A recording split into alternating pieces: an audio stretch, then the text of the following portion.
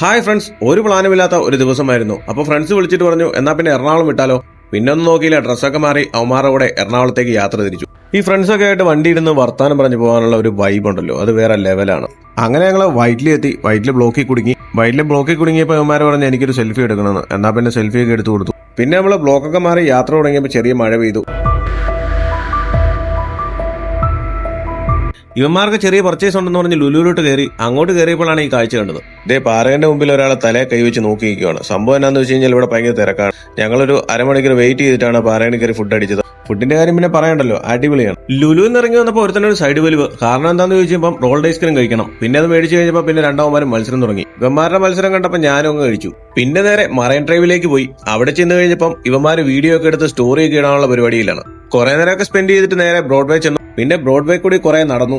അങ്ങനെ കുറെ നടന്നു കഴിഞ്ഞപ്പോൾ ഒരു ചായ കുടിച്ചേക്കാന്ന് വെച്ചു. ചായയും കുടിച്ച് സ്നാക്സും കഴിച്ചു. അത് കഴിഞ്ഞപ്പോൾ ഞങ്ങൾ വണ്ടിയൊക്കെ എടുത്ത് വീണ്ടും വീട്ടിലേക്ക്. അടുത്ത വീഡിയോ ആയിട്ട് ഉടനെ കാണാം. Till then bye from Haris.